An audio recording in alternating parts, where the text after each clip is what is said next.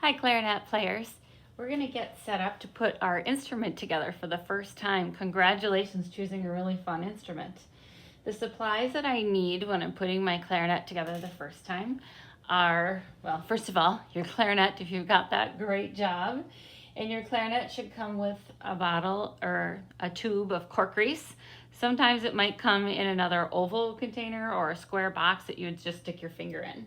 So cork grease and a cleaning cloth so that you could swab it out. If you purchased a gently used clarinet and it has a cleaning cloth, make sure that you either throw it away and buy a new one, or you can wash this in the washing machine and dry it so you've got a nice clean cleaning cloth for you. And then also it should come with a reed case, and your reed case can actually hold 4 of your reeds in it. Right now I just have 1 in here, but normally I would keep 4. And then these just slide in and out for you to use. Sometimes they'll hang over the bottom a little bit. You don't want to force it in until it gets stuck. So you've got your clarinet, cork grease, cleaning cloth, reed case, and then I like to have just a little tissue on hand and maybe a little rubbing alcohol so you can sterilize the mouthpiece your first time. It's a great idea to mix this with a little bit of water too, so it's not too strong to distort the mouthpiece, especially if you have one of the fancy Van Doren mouthpieces. You want to make sure you dilute this with water first and then put a little spray in there. Okay, so putting your clarinet together, you can see there's all these different pieces. This brown stuff right here is called cork, and what we want to do first is open this cork grease. And this is cork grease, it's not chapstick. You don't want to put it on your lips, it won't taste good, yucca bugga. And what we're going to do is first just smear a little bit of, you can just move this up a little bit, don't go out too far. Smear a little bit of this on each one of the brown corks. And then close this up again. I'm just going to shove the rest in here and cap that up and put that away. Every time you're done with a piece of your clarinet, you want to put it away right away. You don't want to leave it on the floor because that's how you get it lost, or some other pieces could get broken. So now I've got it on each piece, but what I want to do is smear it around first. So, and the piece that I'm going to put together first is my biggest piece with the bell. Some people start with the 2 biggest pieces first, and you could do it that way too. With 5th graders, I like to start with the bell because once that's on, then you can use it pressing against your body to push some things together. So when I pick up any piece of my clarinet, I want to pick it up by the ends. These are called rods, these long metal pieces, and we don't ever want to bend those rods, so we don't want to pick it up by them, even though it looks tempting. So we're going to put my fingers on each side like this, and then I'm going to smear. And also some kids get confused because there are 2 big pieces. We're starting with the one that just has 1 cork on it. If you look at our other piece, look, there's 2 brown pieces. And you know what? I feel like I could use a little bit more cork grease on here. I think mine was getting dry. So I'm going to put even a bit more on and smear that around. Now you're going to find if you have a brand new clarinet, it's actually going to be trickier to put together. So if you have a handy mom and dad, maybe they can help you too, as long as you teach them. And then I just have the tissue on hand, so if the cork grease bugs you, you can wipe it off on there. This piece is called the bell, and it's actually the bottom of your clarinet. So I'm going to put these 2 pieces together first. And actually, the correct way to hold this big piece right here is to put your hand behind it and really make sure that you've got these 2 keys covered right here, but no putting your hands on the rod at all, right? Now I'm going to take the bell, and there's no keys on here, so you can pick the bell anywhere up on it. And some of your bells might have a logo on it. I think mine, the color part is wearing off. I had one right here. And if you want it, you could line up your logo or your brand names together, ending up on top. So I'm just gonna go like this, and then it's good to go twist, twist, twist, twist. Now this is where, if you start with the bottom, it could be an advantage. You could put it against your tummy or just above your tummy and then flex a little bit and then press in. But notice when I'm pressing, I'm not touching any of the rods while I do that. So ideally we go twist, twist, twist, but if yours is brand new, sometimes you need that extra little help to press it together. The next piece that I want to do is actually the next biggest piece, and this is the upper joint of the clarinet, or the upper section. And so I'm going to smear in that cork grease that I had put on there.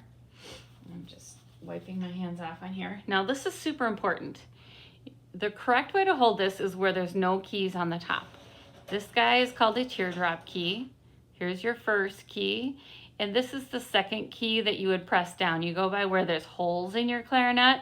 If you accidentally push this down instead, you see how that pushes this down with it, is still okay. So you want to make sure that you've got one of these two held down. And here's why. When I press this down, I'm going to angle this a little different. Do you see how it's moving this key underneath here? This is called, I'll turn it this way so you can see a little better. This is called your bridge key. And when I press down my second key of my clarinet, it lifts that bridge key up. Super, super important. Every time I put my clarinet together, I'm going to hold this down and lift that bridge key up. And that's because that bridge key is going to line up and go right over this piece right here. If we don't lift it up and we accidentally shove it underneath it, it can bend it out of place, and then none of these keys none of these keys will sit right, and your clarinet won't work until you get it repaired. It's usually about a $35 repair in recent times, so we want to avoid that, right? And keep your clarinet really awesome all the time. So again, I'm going to hold down that second key while I put it together, and I'm not putting any hands on the rods. I know there's a lot more keys to hold on to. All right, so second key down. And then again on this bottom piece, I'm holding behind my clarinet where there are no keys. And then I'm gonna go twist, twist, twist. And I'm gonna end up lining up my bridge keys, I don't know if you can see very well, right here. And once those are lined up, then it's perfectly put together. Great job. Now I'm ready for an easier piece. This one's called the barrel. And in your clarinet case, it might be sitting down like this. It might be harder to find. Some of them are laying across. Some of them are straight down. They make your cases a little different. Now, I don't know if you can see this very well, but one end is bigger than the other. So right now, if I try to put it on, I purposely have this upside down. But if it won't go, don't force it. Just turn it over. And again, if you could see your emblem or the brand name on there, it might be nice to line it up with the brand name on this piece if you could see yours. And then again, I'm holding behind my clarinet, never on the rods, and then I'm gonna go twist, twist, twist. Okay? Now, right now, if I pick up my mouthpiece, I'm gonna just rub in some cork grease on here. It looks sort of like a Darth Vader hat, right? This is his cap, so I'm going to take this off. Remember, where does any piece go that I set down? Right back into my case. I'm going to put it in its mouthpiece spot in my case. And this is its mask. So we took off his hat. And here's its mask. This is called a ligature. It's really a reed clamp. And I'm going to just keep that on my pinky for now. If it's too hard for you to hold on to, you could set it in your case. Really important you don't ever just set it on the floor because someone runs up to you and they can't see it and then they accidentally step on it. So we want to avoid that. So I'm just going to put it on my pinky or in my case. I'm going to hold my clarinet up and I've got the bell sitting on my knee, and then I'm going to put this on the top and I'm going to line, there's a hole here, I'm going to line this hole up with the thumb key side of my clarinet, and that's the side that doesn't have as many keys on it. So hole goes on that side, and then I twist that on there. Mine slips on pretty easily. All right, so this is in line with the thumb hole down here. Okay, now, remember I still had that ligature or the reed clamp on my pinky. I am ready to take out my reed next. So I'm gonna slide one of the reeds out. Yours still might be in a wrapper from getting it new or in another temporary case. You can slide it out of there. And then I want to actually get this top half wet. So I'm going to stick it in my mouth and get it nice and spitty. Yum, I love that reed taste, right guys? So I get that all spitty. Now there's kind of a roundy side and a flat side. And by the way, a really nice brand of reeds is Mitchell-Lurie Premium.